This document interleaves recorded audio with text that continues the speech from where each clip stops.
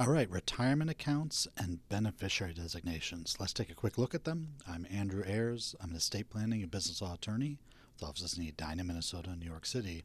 Let's look at a recent question from the estate planning subreddit. Retirement accounts with no named beneficiary. Does that actually pull them into probate? I've been sitting with this question for a while.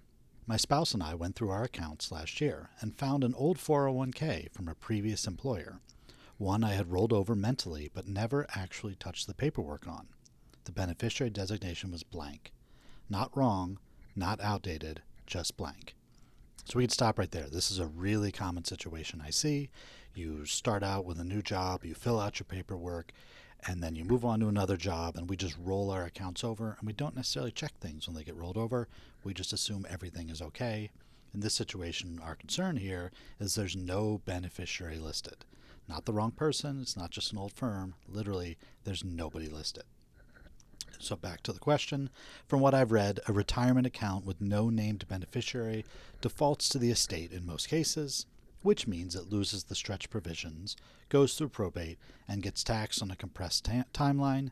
That's a meaningful difference from how we planned for it.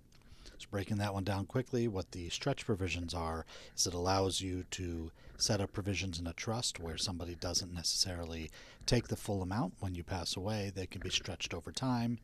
Under the recent Secure Act 2.0 from a couple of years ago, that time period has actually been compressed to 10 years at this time.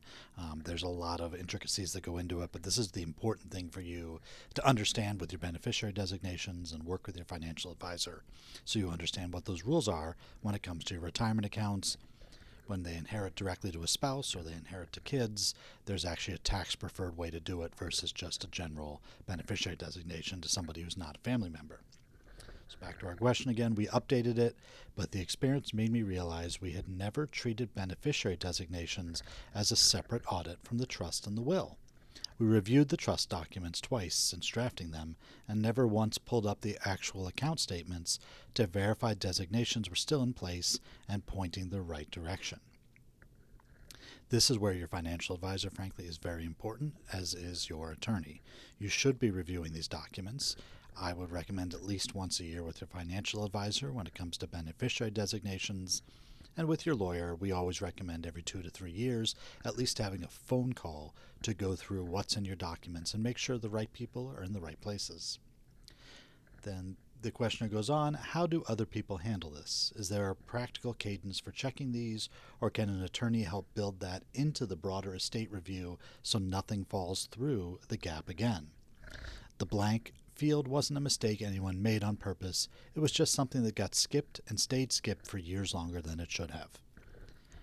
The poster shouldn't feel guilty about this. This happens all the time. It's a very common situation. To their question at the end, is this something your attorney can build in?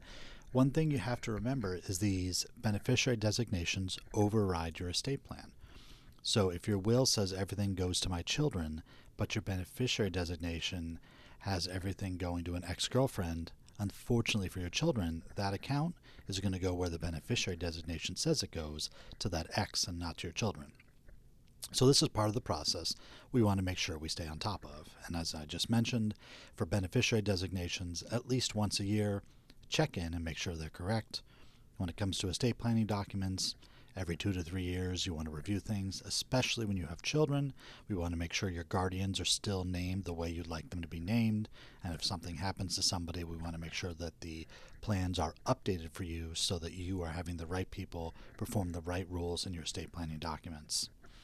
The most basic principle here, the one that everyone should understand, again goes back to these beneficiary designations overriding your will or your trust.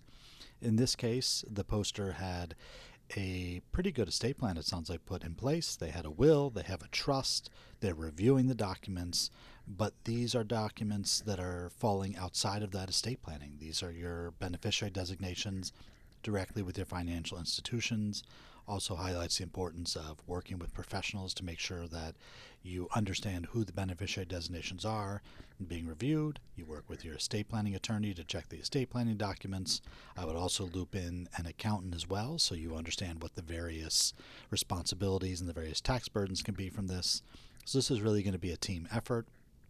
If you have more questions and you're in the states of Minnesota, New York, New Jersey, or Connecticut, feel free to reach out to me.